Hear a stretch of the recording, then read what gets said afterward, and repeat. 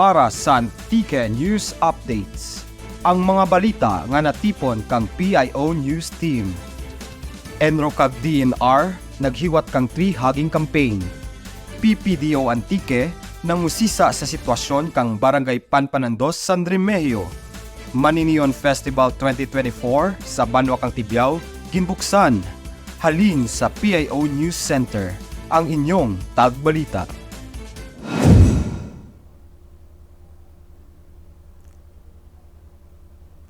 Mayad nga adlaw probinsya kang Antique. Para sa mga detalye kang nagapanguna nga balita. Enro kag DNR naghiwat kang tree hugging campaign. Para sa balita may report si Mac Yu. Tree hugging campaign ginahiwat kang Enro. Sa kadyang abulan kang tagipusoon kag paghigugma, ginahiwat kang Environment and Natural Resources Office o Enro Antique. Kaimaw ang DNR Forest Management Bureaus ang tree hugging campaign, kumpanya para ibalik sa mga kahoy ang hangin nga ginatugro ka natin kag ang paghakos sa mga kahoy isara ka paagi sa pagpasalamat. Ang tree hugging isara ka lihok nga ginatpatihan nga nag-umpisa sa pungsod India kang tuig 1970 nga nagpakita ang kinatuhay kang mga tao sa atan dinang manggad kag sa palibot. Ang nasabit niyang aktibidad, nagpaganhagan kang stress kag anxiety level, lakip ang pag-improbar kang immune system. Ang nasabit niyang aktibidad ginahiwat sa EBJ UDTC o Rapitan sa may Igbukagay Hamtik nga may kalapadan nga 7 ka hektarya ang ginapinag-iyahan kang gobyerno probinsyal kang Antique kang ginamitinar kang gina-develop kang Enro Antique sa idalang pang EBJ Upland Development Program. Sa nasambit nga lugar, dyan man makitaan ang nagkalain-lain nga sahi kang kahoy, prutas kag bangalaswa.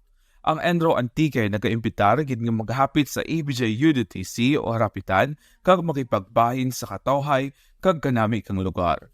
Para sa Antique News Update, ako si Mac Yu, PIO Antique.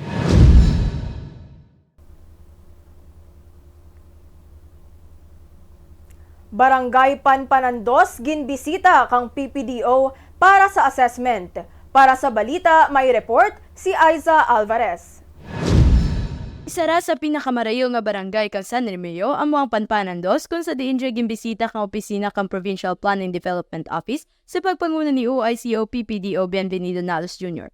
Ang diyang pagbisita may ginatuyo nga iga-access ang sitwasyon kang hydroelectrical power plant nga diyagin pa-implementar kang 2006 bilang dyan nagasurbe nga source kang electrical supply kang barangay. May mga nakita ang PPDO nga kinahanglan kang barangay agud dyan mapaugad pareho kang farm and market road kag iba pa. Para sa Antique News Update, Aiza Alvarez, ANS Immersion Student.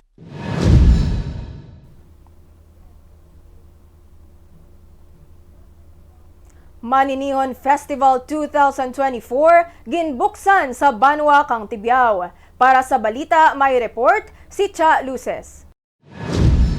Maninihon Festival 2024 sa Banwa kang Tibiao opisyal nga ginbuksan kahapon nga adlaw, Pebrero 14, 2024.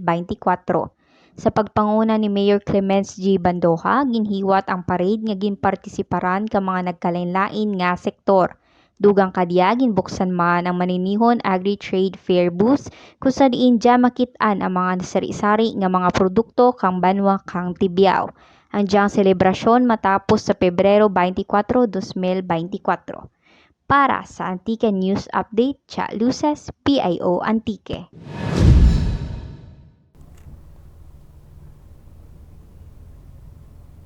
Gani, agto kita sa tinaga kinaraya kag trivia antikenyo nga igadulong ni Manuela Samulde.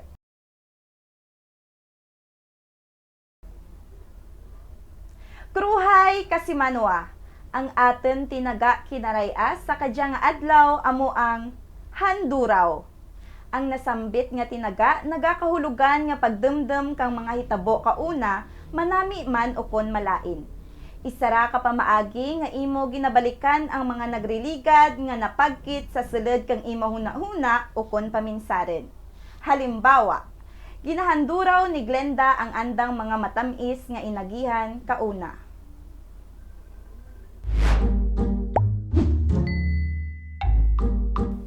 Kamaan bala kamo kung ano ang porbida?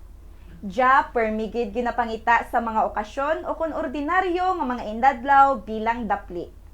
Ang Bisaya nga manok nga ginadobo sa gata kang niyog, kaimaw ang dahon kang alupidan.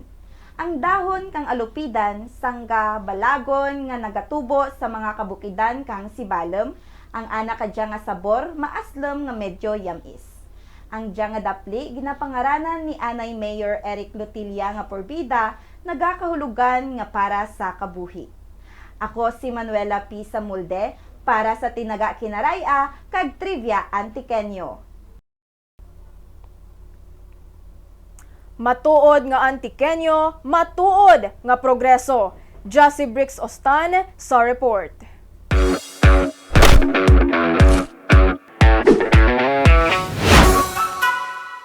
Ang aton gobernador kang probinsya nagatingwa gid nga maturuan ka nakaigo nga parangabuyan ang mga Antikenyo.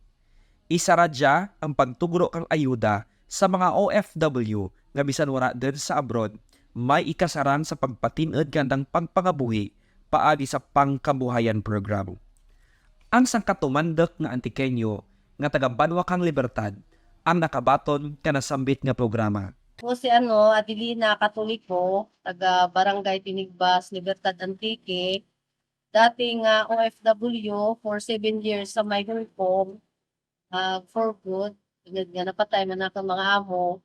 Diwa man ako tang sinuptan dati, pasalamat ako paguli nakan. Itawan kami ni Go, kang 20,000 unanay para to sa may sari-sari store. Ang diyang pagpamatuod, nagapakita lamang kang sinsiro kang dedikasyon kang aton gobernador, kang dyan nagapakita lamang kasangkapang inugali kang matuod nga Antikenyo nga may matuod nga progreso.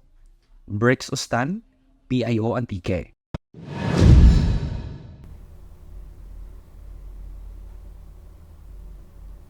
Kag amo to ang mga balita nga natipon kang PIO News Team.